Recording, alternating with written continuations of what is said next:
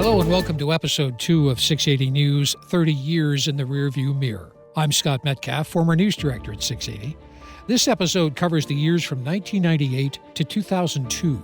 The news director at the time was Stephanie Smythe, and you'll hear more from her a little later on.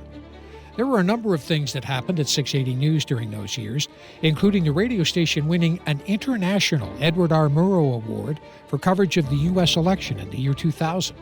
That was the election between George W. Bush and Al Gore, and the world was left hanging along with what were called at the time hanging chads on some of the ballots. We'll have more on the hanging chads later. But there was another story during those years that was much more profound. It changed the course of world history. This just into 680 News. We now take you live via CNN to New York City, where it appears we have major problems with the World Trade Center. It was the morning of September 11, 2001. Marlene Oliver, co-anchor of the 680 News Morning Show, was the first to tell listeners that something had happened at the World Trade Center in New York City. By sheer coincidence, there was a television crew from Rogers Cable TV at 680 News at that moment. They were doing a story about just another day in a big city radio newsroom. Of course, it turned out to be anything but just another day for anybody. The video from Rogers Cable clearly showed the concern and anxiety on the faces of the people in the 680 newsroom. But they had a job to do. They had to tell listeners what was going on and try to answer the most important question that everybody was asking at that moment. Is my world safe? As you heard, Marlene Oliver was the first to tell listeners about the terrorist attacks. She talks about her memories of being in the 680 newsroom at that moment. We had several televisions that were inside the master control room, and one would have been on CNN, one was on probably CTV in Toronto, another one might have been on ABC or something to that effect, or the weather.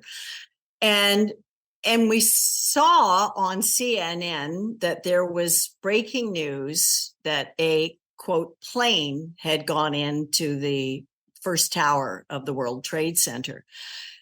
But we didn't know what kind of plane. So I came on with this just in at 8:48. So 2 minutes later, that there had been a plane that went into the Trade Center.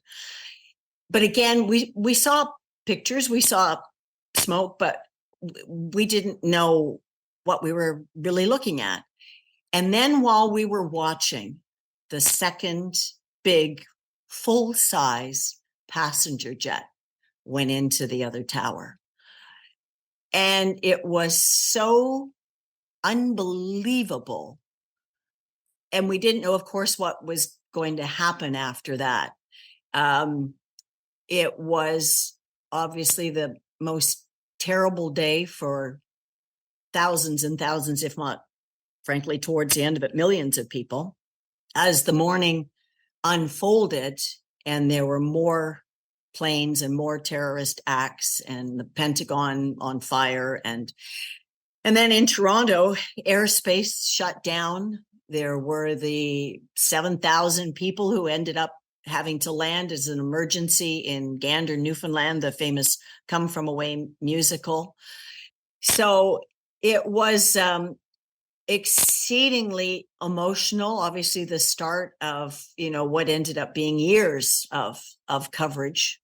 But we also took it as a galvanizing time, not just for the radio station, because we worked just crazy hours to just be on top of everything that was going on. I think that first morning of 9/11, Paul and I were on the air live for 7 or 8 hours straight.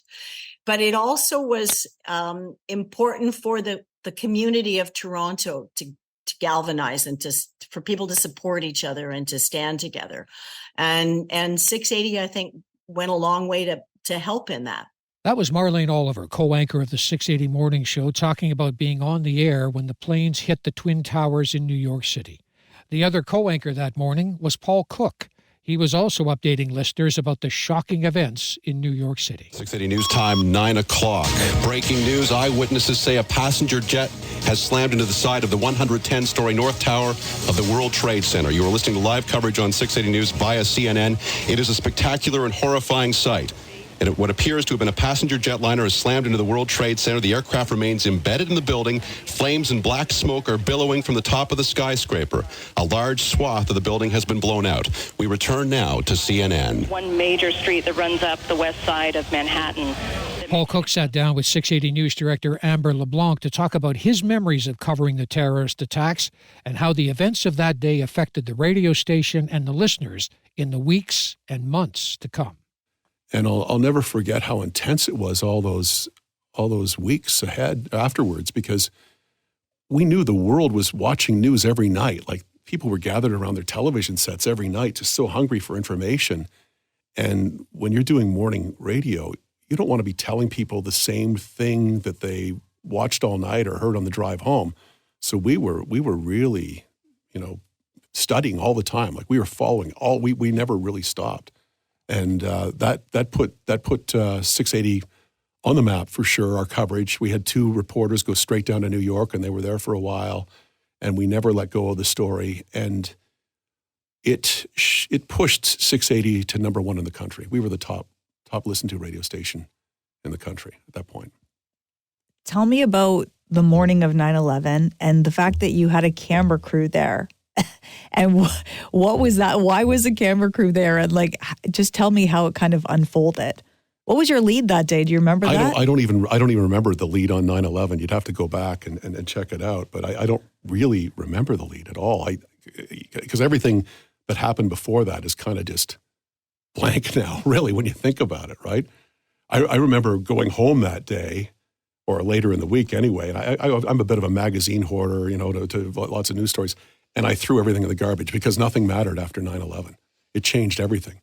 I do remember that morning that we did have this crew in to film us. It was an in-house Rogers crew, and I guess they were just doing industrial videos or whatever, corporate video. That's what it was. We had a corporate video team that happened to be there on the morning of 9/11. Obviously, no idea what was going to happen that day.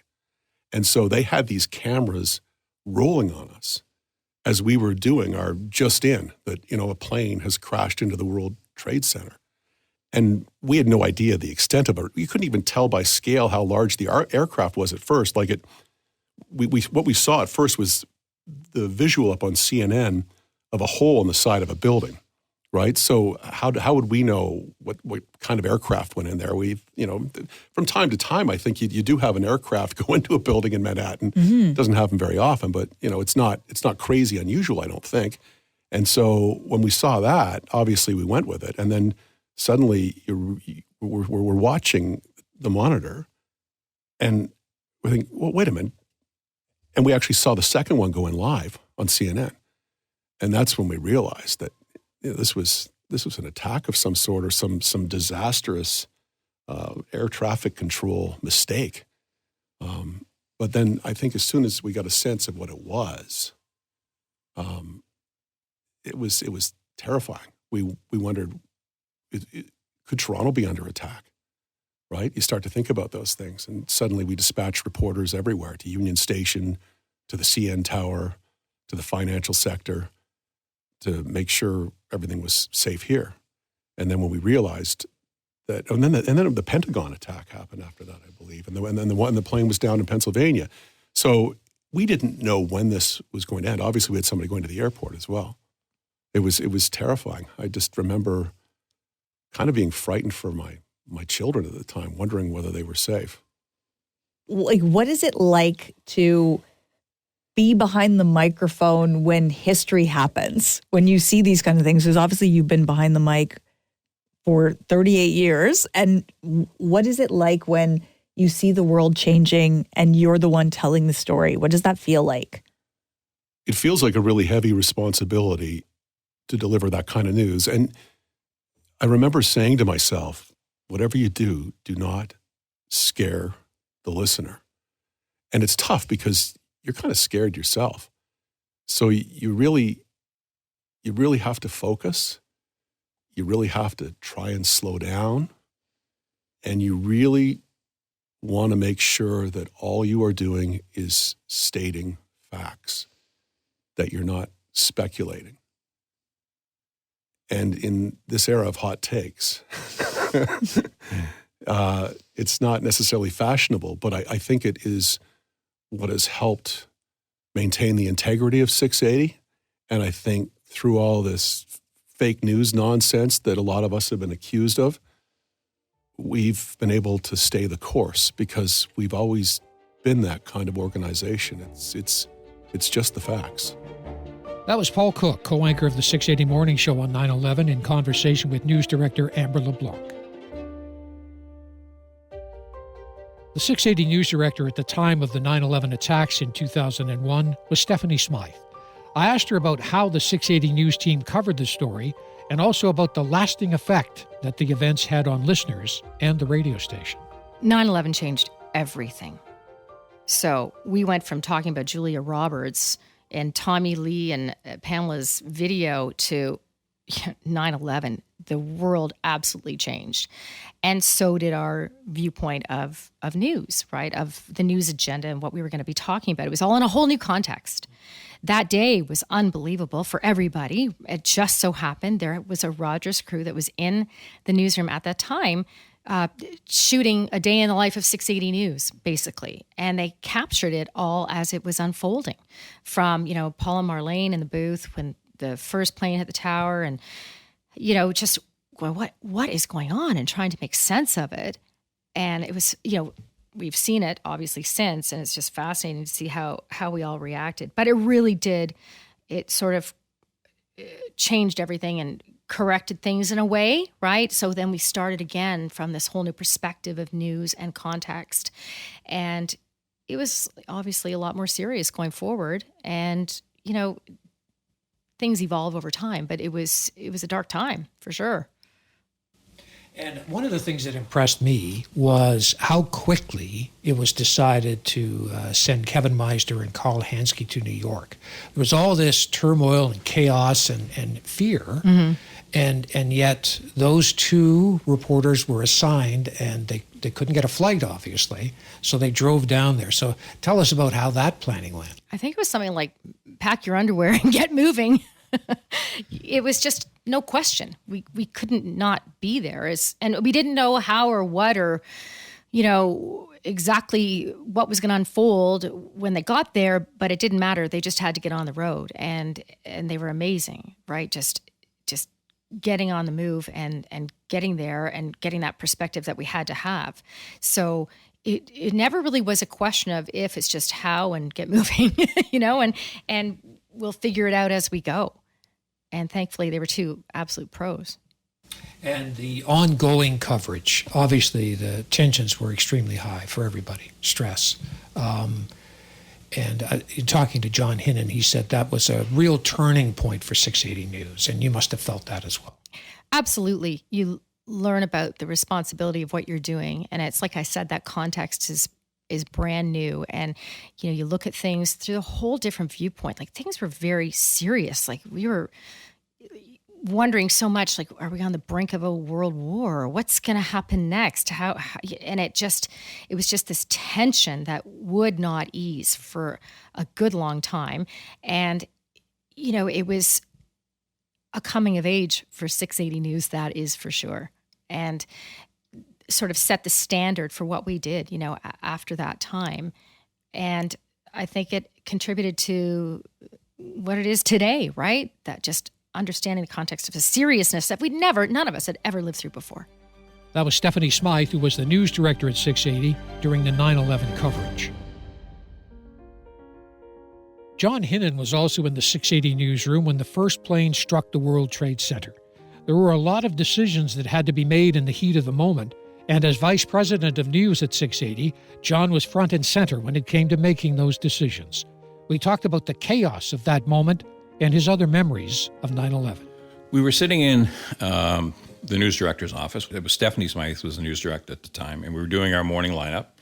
And we're sitting around with some of our reporters and just chatting. And we had a big wall of glass, as you might recall, and all of a sudden somebody walked in and said, something has just hit one of the towers, the World Trade Center towers in New York. So it was like we're looking at it. So now, of course, everybody's on their feet trying to see what's going on. We've got televisions going and trying to figure what's happening. And at this point, we knew we had to figure out how we're going to get some reporters down there, because this looked like it was going to be a pretty big story. And I'm on the phone with our travel agency trying to make flight arrangements for a couple of our reporters, Carl Hansky and Kevin Meisner. And we see a plane flying in. I thought it was a replay. That was the second plane hitting. Yeah. And then all of a sudden, the whole thing is shut down in terms of what's happening in terms of the airspace. Everything is shut down. So I'm now on the phone with Carl and Kevin and saying, you know what, looks like we can't get you there by plane. You'll have to drive. So they got their stuff together pretty quickly and drove 11 hours and got to New Jersey. And they were able to see across the river to see what was going on a little bit. And it was a crazy day. I remember that morning, we're in the newsroom, and funnily, we had a TV crew there that morning. The only time I can ever recall ever having a TV crew from Rogers Cable. They're in there filming. And there's video online, I'm sure, somewhere that somebody could find of this morning. And you can see the shock and awe on people's faces as the two towers came crumbling down. It was crazy. It was absolutely crazy. And then, of course, for days after, thank heavens we had a relationship with CNN, and we were able to stick with them live as much as we could because they were on the scene. We had a couple of reporters who would try and do the best they can, but you can't cover everything that's going on in that kind of a story. And so we were really lucky that we were able to be there. And we knocked out all commercials, of course. There was no commercials for days on end. And it became, I remember when and we didn't do it for ratings. We did it because obviously it was a huge story, but the ratings were crazy for that. And they were probably the biggest until we got to where we were back, once we got to the late 2000s, 2010 or something like that.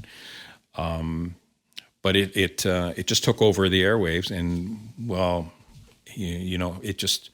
it became the biggest story ever for 680. It put us on the map in terms of where people would go for information. And one of the things that having been the news director there, and I, not at the time, I wasn't there at the time, Stephanie Smythe was, but just sort of imagining the planning and the thinking and the decision-making that had to be made.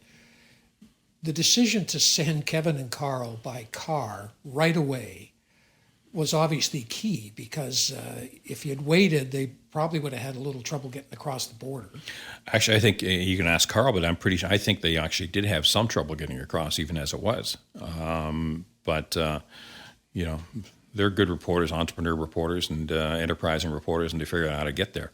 And, I think they actually slept in their cars the first couple of nights too, because what are you going to do, right? It's but Carl and Kevin can certainly let you know what's going on with that. But we were so lucky that they jumped in as quickly as they did, and were there for us as quickly as they were. That's John Hinnon, who was the vice president of news at 680 during the 9/11 coverage. On the morning of 9/11, 680 reporters Carl Hansky and Kevin Meisner were asked to drive to New York City immediately because all the flights had been canceled. You'll hear from Kevin and Carl in a moment, but first, a caution that some of the details of their stories about being at Ground Zero can be difficult to hear. But their stories are also about the heroism and resilience that was displayed by so many. First off, you'll be hearing from Carl Hansky. Carl is a truly outstanding reporter, especially when it comes to covering breaking news. His ability to get to a scene, quickly assess the situation, and then instantly go live on the air is second to none. And he says his experience in New York covering 9/11 taught him a lot about being able to maintain his composure in the middle of chaos. Here now is Carl Hansky talking with news director Amber LeBlanc about his memories of going to New York City and being at Ground Zero. Can you think back to that morning, and what was your story you were on in that morning? Do you remember? I don't remember. I remember it was Tuesday morning, and I had to come back to the newsroom a little earlier because we had a meeting, and I don't remember what the meeting was for, so I had to record and go to tape, as we call it, early, and then get back to the newsroom. And when I got to the newsroom, it was just after the first plane had struck the tower, and news director Stephanie Smythe at the time was standing there looking at the TV, and so I came up and I'm standing beside her, and we're watching the coverage, And then the second plane hit, and the entire newsroom gasped. And then Steffi, we looked, and she looked down at me, and she said, "Get to the airport." And I ran, because back then, this is before smartphones, before email, anything. We had cell phones. It was a Nokia, I remember, and it had detachable batteries. Like the batteries would run out, you have to detach the battery and then put another battery on, and the batteries weighed quite a bit. I ran around and I gathered up like 4 or 5 batteries, as many as I could, and I ran to my car and I drove home. And as I was at home packing, they shut down the airport. So then I'm like, okay, now I have to drive down to Ground Zero, down to Lower Manhattan. So I got in the vehicle and drove, and I remember getting to the border, and there were soldiers at the border crossings and everything, rifles out, and there was serious, there was no fooling around. There wasn't a smile. It was very, very, very tense. I remember they were checking all the vehicles, everything, and then got across through that, and soon after I got across the border, they actually shut the borders down. Yeah, it was a crazy day. My God. And you were with Kevin Meisner. Yes, Kevin Meisner. Both of us went up. So one was driving, one was doing reports and getting tape, and then doing all that as we were going along live every half hour. The news never stops. And so we were getting updates as kind of what was going on, and then we'd have clips of people, obviously the shock and all that of that day, and the fright, the fear, and all that swirled into what was going on. And then we got down there, and I remember when we got down, they had shut down Manhattan, obviously. So we got down there that night. It was late too. I think it was on 11 o'clock at night or something.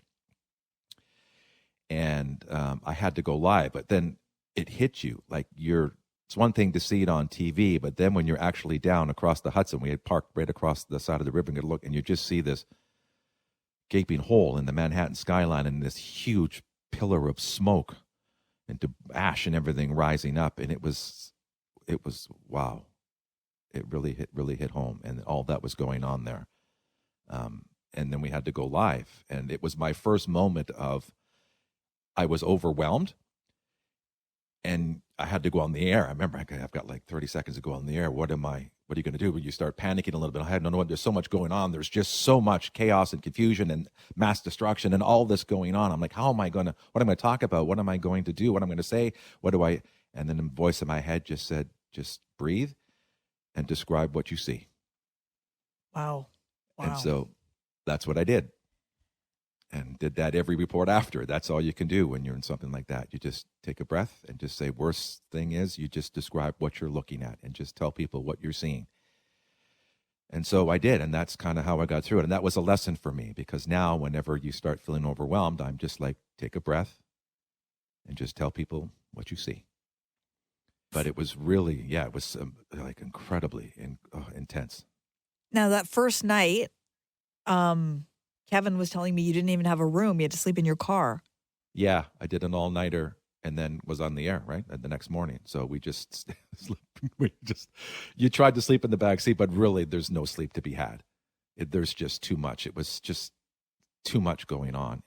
And you got to remember, too, that this was before email when this happened. So the only way that we could get updates was to listen to the radio or read the newspapers or watch the television coverage as well. So we were trying to, listen in and gather as much as we could, because I had to go on the air, and you want to give the best information that you can of what's going on. And because we weren't physically at Ground Zero, we had to hear or read or whatever else that was going on there.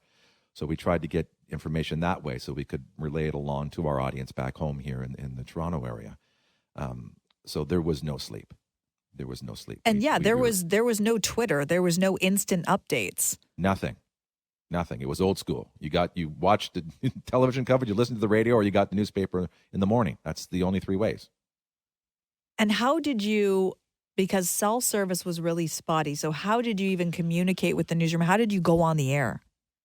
Oh my God, so we would use the cell phone and a tape recorder and hold the cell phone speaker up to the tape recorder speaker, and then you'd get clips across that way, and you talk. But as you know, everything was lost, and when the towers were hit, when the towers collapsed, it was the cell towers, it was everything. So the signals was very sporadic, and most times it would work for like my first few hits in the morning, and then it would be gone. And so there was one payphone that was working in lower Manhattan, and it was about 5 blocks west and 3 blocks north to get there from ground zero. So when I finally got down to ground zero to do my hits, I go around, I get tape, I could do some clips, I grab some people that were there, and I'd get a visual of what I wanted to talk about. Then I had to run physically those blocks to get and use the payphone, do my hit. And if there were people on the phone, I'd have to bribe them. Here, I have to go on the air. Can I give you $10? Let me just do this, and you can have it right after me,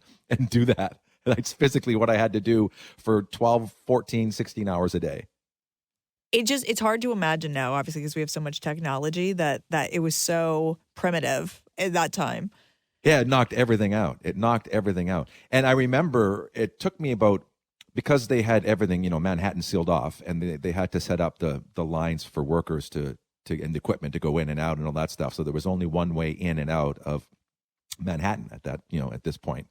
They're getting set up. So no one was allowed down in that area for days. And I managed to get across, I think it was on the second day that we were there. And I remember, and they had guards and soldiers guarding all the streets leading down there, but there was a couple of side streets you could go down. And I remember going down this one side street, and it hit me right away, because Manhattan's a city that never sleeps. There's action, there's stuff happening there all the time. There's noise, people, everything going on 24 hours a day. But right then, there was nothing. It was silent. Nothing. Darkness and silence. And you're walking down these alleys. And plus, there was so much smoke still swirling. There's ash everywhere. It was like Christmas. You're walking down the street, and you're knee deep in this grayish white, stuff. And it wasn't snow. It was ash, and it was everything. And it was stuck to the trees, stuck to the side of the buildings. As I say, it was like knee deep as you're kind of going down the street, but it would swirl out of your way as you made your way down the streets. It was eerie, but it was like a really dark, horrible Christmas-like scene with everything stuck to the buildings like that.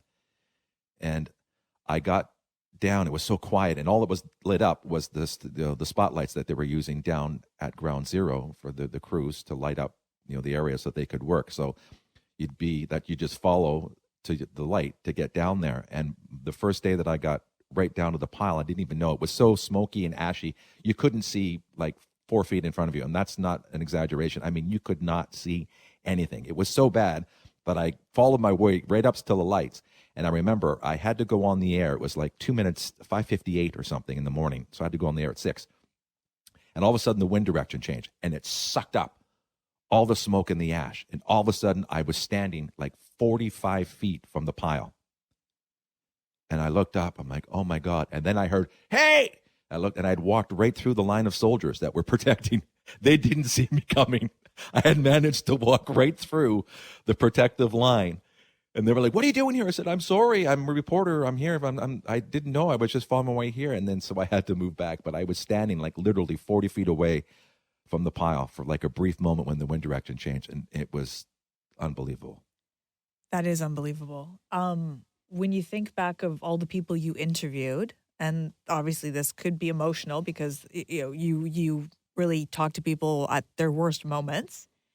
Are there any stories that kind of stick with you? Well, yeah, there was, the workers who were so brave and so determined and so exhausted, these guys working on this pile, because their the firemen and all that, their people were in there, and they worked hours and hours, and they were so tired when they come off after like 18, 20-hour shifts, they would literally just lean up against the wall and fall asleep in their boots with their stuff on. It was unbelievable, covered in ash and soot and everything else.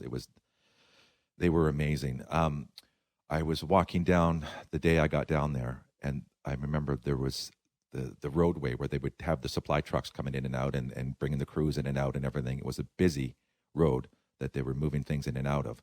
And there was this woman walking on the sidewalk, and she looked lost. She looked dazed, kind of confused. And all I heard saying was the red tie, the red tie, the red tie. And as I got closer to her, she was almost going to step out on the roadway where all these trucks had been going by. And so I just grabbed her. I said, are you okay? She said, the red tie. And I didn't know what she was talking about. And then chatting for a couple seconds later, what it was that she was in one of the buildings next to the towers. And a man had fallen past her window, and he had a red tie on his suit, and it was fluttering as he went past her window. And that's what she was saying, the red tie, the red tie. And then she went on her way, and I've always wondered what happened to her or how she was, because I can't imagine.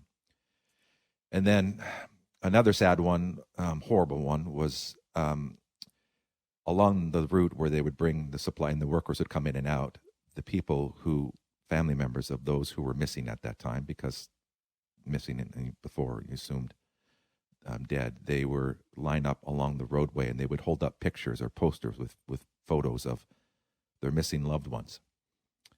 So maybe the workers going by would maybe see or recognize. They would see, have you seen this, so and so, and they would have a picture of them. And I was chatting with one gentleman whose wife was in the towers, and he was pretty much knew that she was gone.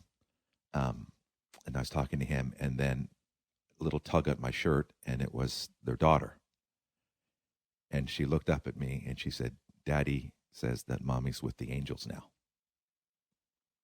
And that was the first time I cried. I had to turn away. I thanked them, and I had to turn away and I had to cry. Because when you're down there, you can't let emotions go. Otherwise, you won't be able to do your jobs. You have to put all of it at bay and just do your job. But I couldn't hold it back then. I had a big cry then. And so what, when you left, how did you feel as you were leaving and coming back to Toronto? Well, it wasn't until I got across the border. So you do your job and you hold it in, and then I've got to get home. And it's a long drive from, New York to Toronto. And it wasn't until I got across the border that you kind of felt safe, for lack of a better word.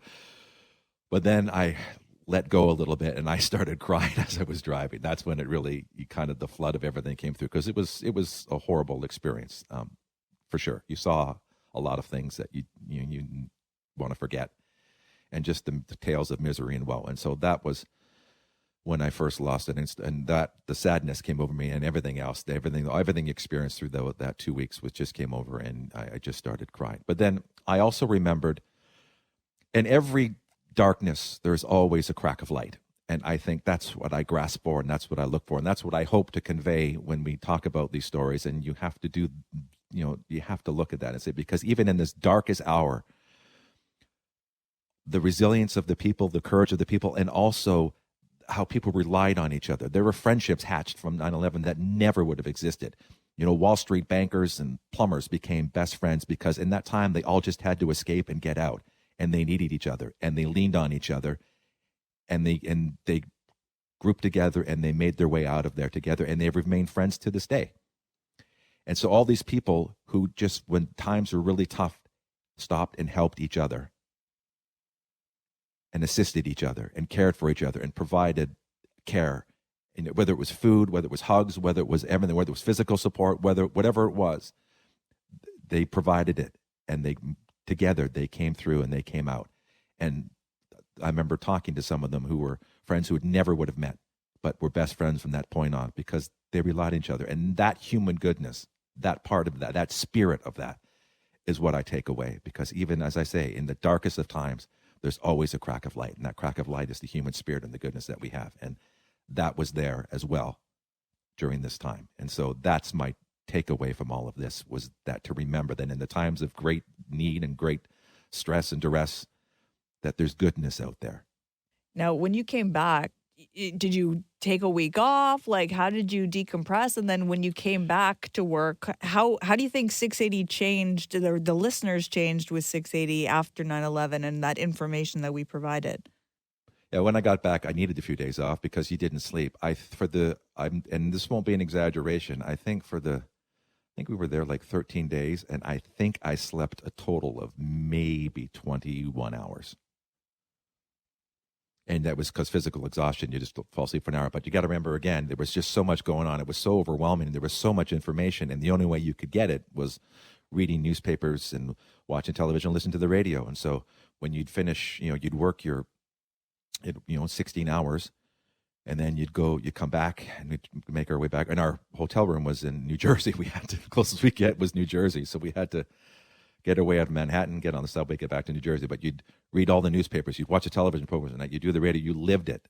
And you just were so much information, and you were just so unable to sleep, to close your eyes. And so I needed some time of that. But then when I went back to work, it was, everybody was seeking information. And because we're up to the second live, here we go live, up to the second, what's going on. It was, our station, it was a big listening boom for our station because we were able to, go live to CNN and have information going all the time in that. So we became a big source for that. And for me, personally, it changed me in that there's never a story that will rattle me again, because there's nothing that would compare to that again.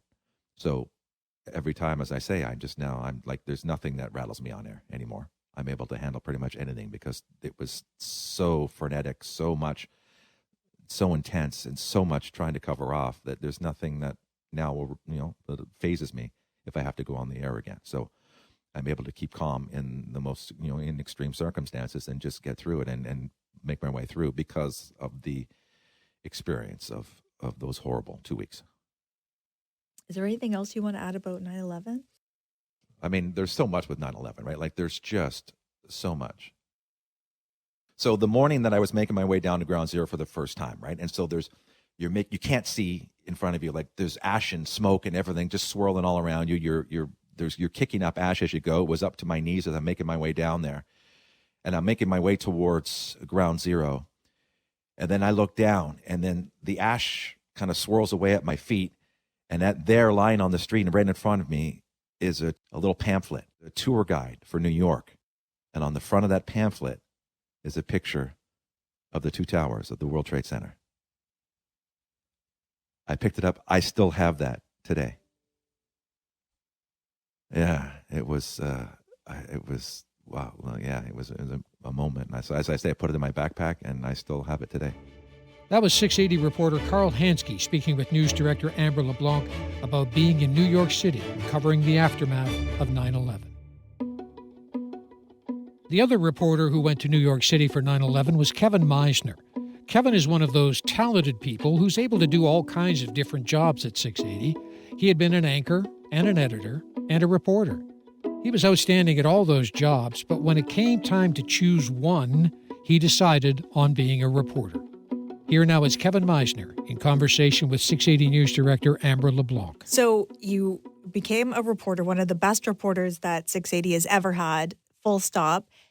Can you think about back to the moment of the morning of 9/11? What was your scheduled shift that day, and how did the day start for you? Well, first of all, that's a very kind comment. But it was a normal day. I remember waking up thinking, oh, it's going to be a beautiful day. The sun was shining. It was unseasonably mild for September 11th. And I was just getting ready for work, kind of just puttering around the house and getting things together. And I think my wife, who was working at another radio station in Kitchener at the time, she called and said, do you see what's happening on TV? And I said, I turned on the radio first in the kitchen, and I heard 680 News reporting that a plane had hit one of the buildings, the World Trade Center. And I thought, wow, that's pretty incredible. The next thing I knew is I actually jumped in the car and was just going to come downtown to start my shift, thinking this is not going to affect me beyond maybe getting some local reaction to it, what have you. And the editor on shift, the midday editor, called me en route and said, listen, we're going to be sending you and your colleague Carl Hansky to New York for coverage for what's happening there.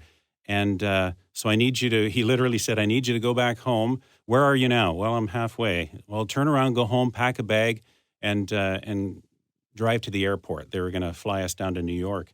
And even that was a little chaotic. As we know, it was a fluid situation. We knew 2 planes had hit the World Trade Center. Buildings hadn't collapsed yet. Things were still happening. It was a chaos. We didn't know if the borders were going to be closed. Ultimately, planes were grounded. And I do know that by the time I got headed to Pearson Airport, I again was redirected by that editor saying, don't worry about it. Just go meet Carl at his place. You guys will pile into the 680 News Cruiser at the time. And you'll drive to New York. So we did. And it was Carl did the drive. Carl had already finished a morning shift. I was fresh, but Carl drove while we stopped along the way and just kind of did some interviews and got reaction from Americans that we could find. We even at the border, I got into some trouble right at the border, in so much as we're in the lineup for the border crossing, and I jumped out of the car and just kind of went up to other cars and said, "So are you American?" "Yes, I am. I'm a New Yorker. I'm a Buffalonian. I'm from wherever, and I'm trying to get back home because we've heard what's happened." And so border security wasn't impressed with that. They asked me to jump back in my car, but I got some great interviews just about just the chaos and the uncertainty and people wanting to get home. They'd been in Canada. They wanted to get home to be with their families at a very uncertain time. So, yeah, it was, and of course, I keep reminding myself that time affected everybody. It didn't matter who you are. And when we jumped in the car, got across the border, and of course, the border security is looking at us saying, "Why are you trying to come into America at this time?" And we said, "We're reporters." We showed our documentation. We got searched on the way, and then ultimately made our way down as far as, I guess it was Jersey City, New Jersey, but they'd closed the bridges and the tunnels to Manhattan Island, so we couldn't get over. But there were so many people who had gotten out of Manhattan and were now sheltering in New Jersey. In fact, the first night, Carl and I didn't have a place to stay because we could not find a motel room anywhere. So we had conceded the fact that we're just going to sleep in the car, which we did. And we went to, we were actually directed by a police officer. Well, if you're looking for a place to stay, go to this high school on this street. There's an emergency shelter there. And we went there, and Carl and I did not think that we should be taking up cots that other people should be using who had been evacuated from Manhattan. But when we went there, we found all kinds of people who had been at ground zero.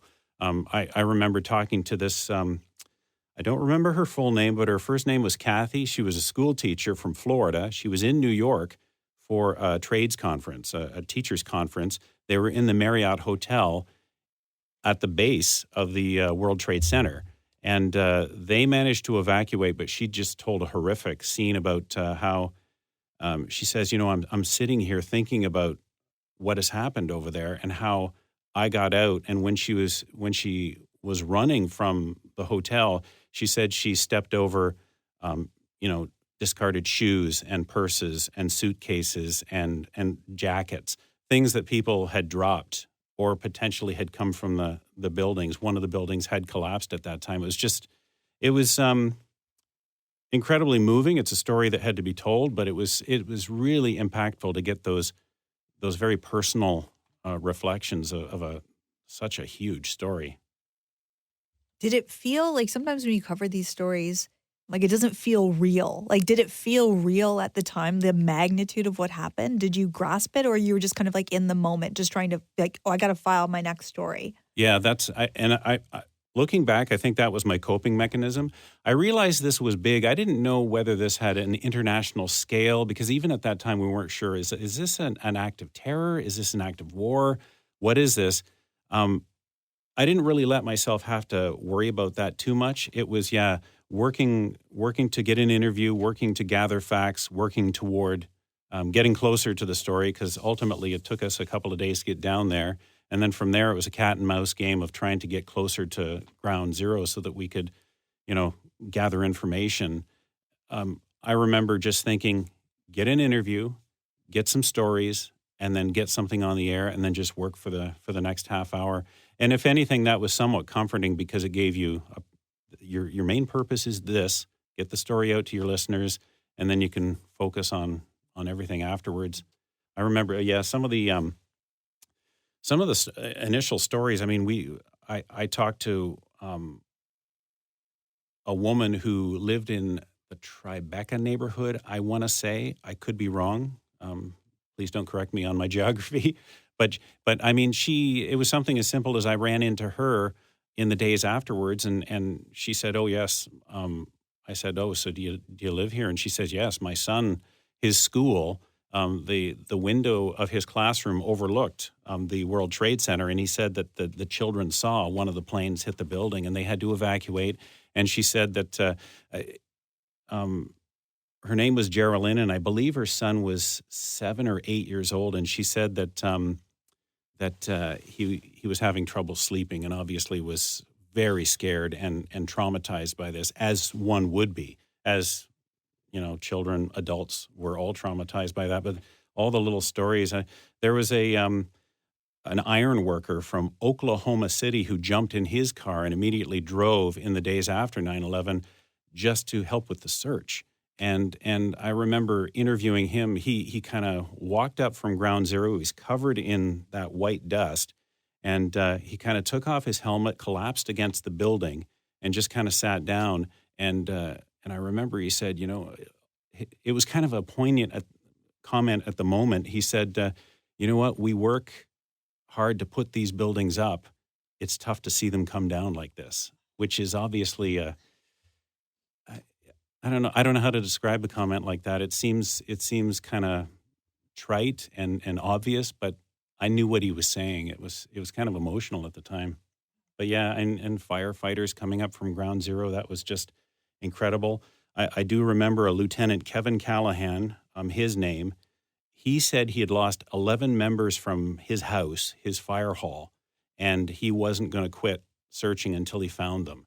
And in the end, very few people were found because of the devastation there and the fire and the collapse and everything. But yeah, I remember telling people afterwards, I was struck by by a sense of admiration for this guy, because here's a guy, his job is to protect people. He's strong. He's a hero. But I caught him in a moment of vulnerability where he's again, covered in that dust in his bunker gear. And as he's telling me about his lost brothers and sisters, he said, he was crying, like just tears are coming from his eyes, and he's still talking to me. It was just that moment of vulnerability in a man who saves lives for a living. It was incredible. It was it was life-changing covering that story for sure. I think it was life-changing for a lot of people. I think just in general. How did you? And I want to ask you more questions about the 9/11 piece, but how did you deal with it when you came back? Did it hit you? Did you take some time? How were you feeling after? How many days were you there? And then what happened afterwards? Yeah, we were there. Carl and I were there for 11 straight days of reporting from the Tuesday of 9/11 right through the following weekend. And then I think we came home the following weekend. So yeah, it was 11 straight days. But I came home with a huge admiration for New Yorkers and their absolute strength at the time. But I remember when I came home, it was tough because I had the comfort of just doing my job.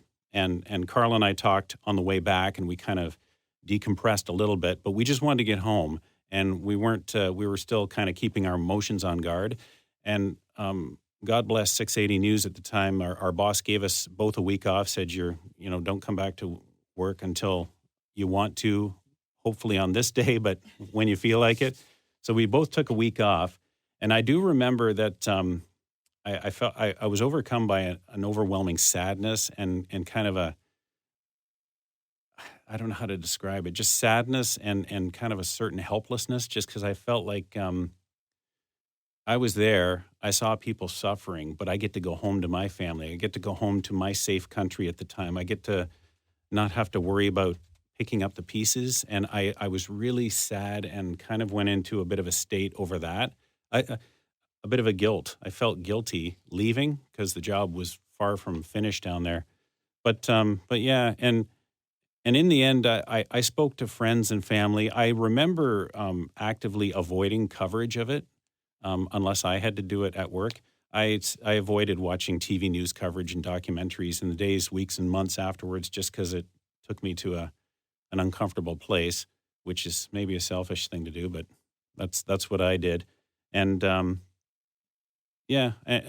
do remember, I'm not afraid to say that there were times where, I found myself kind of crying myself and then kind of feeling guilty and selfish about it, thinking, why am I crying? I didn't lose anybody. I'm not searching for relatives. I'm not Hans Gerhardt of Toronto, Ontario, who I met at Ground Zero, who lost his son on the 110th floor, I believe, of the of World Trade Center 1, where the Cantor Fitzgerald building was. I mean, he was a Toronto man who went down there saying that he wanted to find his son. He knew his son was gone, but I just have to be here, he said. And it was, I just thought, who am I? Where do I have the right to be sad? But anyway, it was a process. I had to work through it. I think Carl did too. Oh my God. Well, I mean, yeah, I think those are normal, normal feeling to have. It's just like covering something that's so surreal. Would you say out of everything that you've covered in your life, that's kind of the seminal story? Yeah, that is the biggest single event that I've ever covered. I've covered all kinds of significant events. I mean, there have been numerous events that have shaken the city of Toronto. The van attack in recent years is a high on that list. We had the G20 conference in Toronto, which was kind of turned the city upside down for a while. But certainly 9/11 was just it was such a big world-changing event. And it had so many kind of ripples that went out from it. I mean, just the fact that it changed the way we travel now. It changed the way we fly. It changed the way Canada and the U.S. approach wars and intervention into other countries and that sort of thing. It's definitely the top story for sure. In terms of when you were there, and this is kind of unveiling the curtain for the listeners a little bit, but now if we get some clips, we kind of press a couple of buttons and they go in, like everything's sent digitally. It's pretty seamless unless there's, some sort of technical failure. But like, how did you even file the stories back then when the internet was still fledgling and we were still using phones? Like, how did that even work? Oh my gosh, I love sitting down with students who they've come in a digital generation, so they're so much further ahead. And I like to say, gather around, kiddies, let Uncle Kevin tell you about the old days. And I do feel like a dinosaur when I do. But yeah, we were still working with cassette machines. We would do our interviews, a microphone into a cassette machine, and we would record our interviews that way. And as we did here at home, so what you would do is you would find a clip on that recording and you would cue it up. And then to go live, we did have cell phones, analog cell phones at the time, my trusty Nokia at the time. And what you would have to do is you would cue up that tape machine and then you would read your report into your phone and then you would hold the phone immediately up to the speaker and play that clip. And then pull the phone back and say, blah, blah, blah, blah, blah, blah, and finish your report. And which was a perfect system at the time, except near Ground Zero, where the Verizon towers that served much of Lower Manhattan had come down with the World Trade Center. So cell service was incredibly spotty down there. So I can remember the odd time I would call back to my editor just to give an update, and she would say, I can't hear you, and it would cut out and it would drop out. And I remember we had to line up for payphones. There were all kinds of reporters down there, and I can remember being like fourth in line and looking at my watch saying, okay, I'm 8 minutes away from going live here, and there are already 3 people ahead of me waiting to use this payphone. And I remember one time I popped into a diner. It was the quintessential New York diner where the women behind the counter, and they were all women, were wearing like uniforms that reminded me of that show Alice. It was hilarious. And it was not a joke or a theme. It looked real. It was Anyway, I'm off on a tangent. I went in there and begged to use their phone, and the woman kind of gave me side eye, and then she realized, wait a minute, you're not. I think she knew I was from out of the country, and I was being nice and Canadian polite. So she literally pulled this ancient phone and plunked it on the counter. It was like something out of a movie, and said, yes, make it short. And I said, it will. And so I made a long distance phone call from there. But yeah, I made sure from there on in, I would do my interview and then hoof north, because if I went a few blocks north, you would find payphones that weren't in use, that the reporters weren't kind of crowding around. But yeah, it was pretty incredible. That is incredible. And I think one of the other things that happened from 9/11 is that it kind of created a moment with the listeners that when something impactful happens in the world, you're going to hear it on 680. And we're going to send people to those places and we're going to tell you, what's going on. I mean, I think it's almost considered, not to sound completely trite, but like a seminal moment for people knowing that 680 was a place where information is available to them 24/7. I've received feedback like that on the street when I've just talked to people, and I'll say, "Hi, I'm Kevin from 680 News," or I'm Kevin from CityNews 680," and I used to get people say, "Oh, I listen to you guys all the time. Yeah, I like the fact that you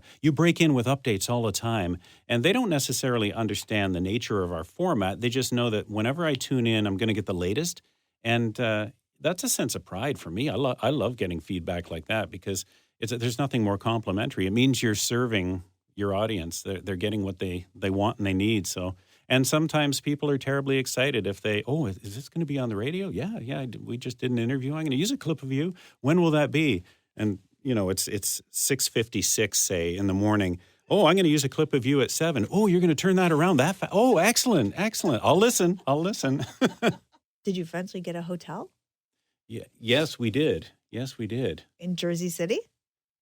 Well, our accommodations, I can tell you about our accommodations when we finally, the second night, we slept in the car the first night. The second night we found a motel, and that's a very loose term because it was a very low-end motel. It was right at the entrance to the Lincoln Tunnel, I think it was, in Jersey City, New Jersey.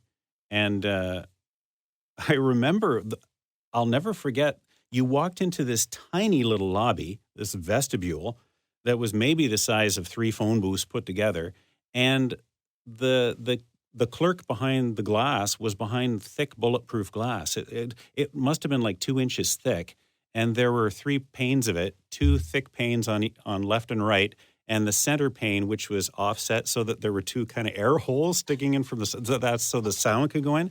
There was thick bulletproof glass, so I can only assume that this hotel had seen some negative action in the past. I do remember our ritual was my colleague Carl Hansky, the poor guy, had to get up super early, and he had to make his way on the PATH train over across to the island first thing in the morning. Carl's got to be on the air at 5:30 in the morning, so I don't know when he began his journey, but he would get up while I was still sleeping. So what I would do is when I got up, I'd shoot down to the lobby because they'd put out some fresh fruit, God bless them, and I'd steal a banana and an apple and whatever I could grab for myself for breakfast, but I would grab it for Carl too, so that he'd have something when he got back to the hotel because I knew he was just working, not eating, and he would just come back. We would find the restaurants were open on our side and downtown in Manhattan as well, so we'd be able to snag food from time to time. I do remember we did take, I think it was one Sunday morning we took off, and this was Carl's idea. Carl said, "We're in New York. Let's go find some classic New York pizza." So we did, and it was greasy and oily and delicious, and we folded it up from the sides like true New Yorkers and ate it. That was good. And that was the day the Empire State Building reopened to tourists. And so we were able to go up just kind of as tourists. I do remember Carl handing, or I think it was, I had a camera with me because there were no camera phones at the time. I handed my camera to some other people and they snapped our picture. And Carl and I just kind of unconsciously stood there. And the smoke is in the background of Lower Manhattan. And we're not smiling. We didn't realize it until we saw the photo.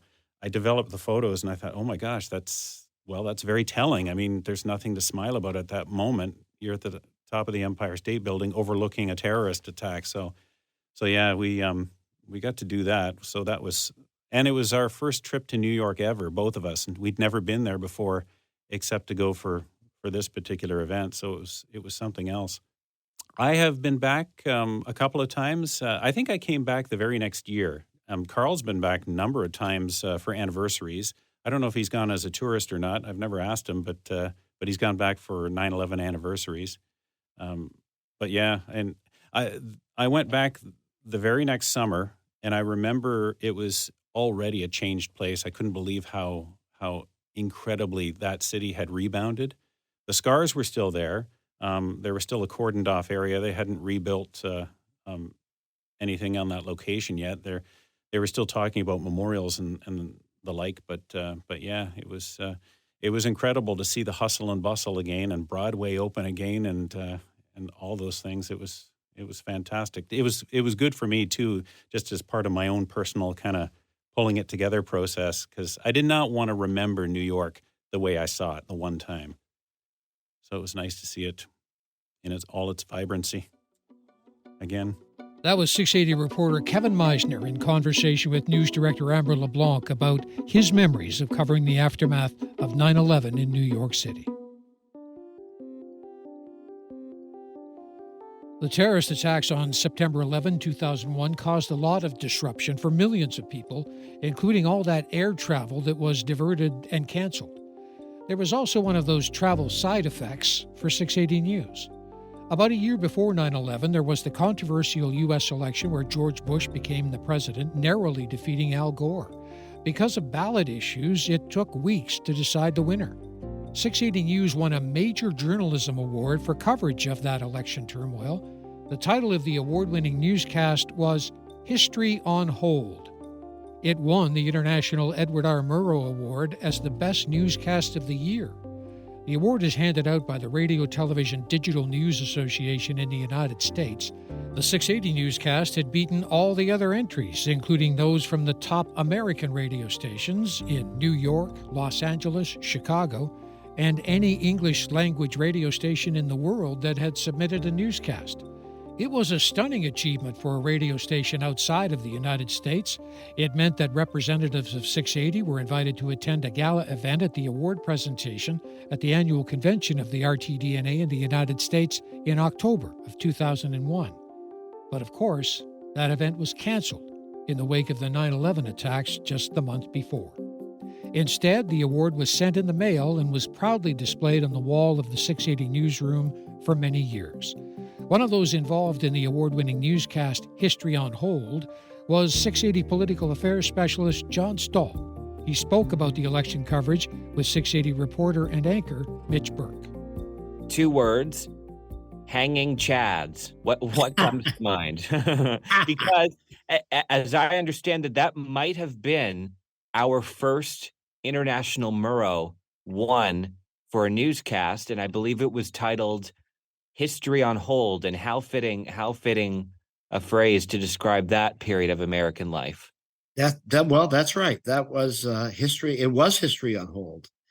And I think Paul probably came up with that headline for the benefit of those who either weren't alive or don't remember it. It was the victory of George Bush over Al Gore that, as president, that took many months to determine.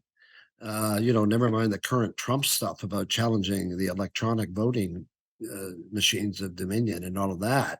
This was people casting votes by a paper ballot that required a piece of equipment that punched holes into the selected candidates. And it was determined, because it ended up being challenged in court, that some of the punches, the paper punches, didn't go all the way through and left dangling pieces of paper still attached to the ballot, which is why they called it the hanging chad. So both sides, the Bush administration, the Bush team and the Gore team, were challenging the vote count, because do you count one that still has a piece of paper hanging to it, or does it have to be completely detached from the original ballot?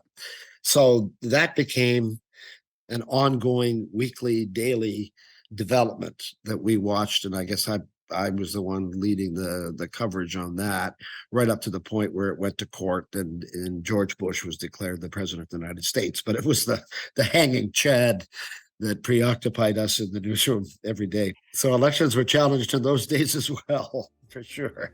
That was 680 political affairs specialist John Stahl talking about the award-winning newscast History on Hold, about the delayed election results in the U.S. election back in the year 2000.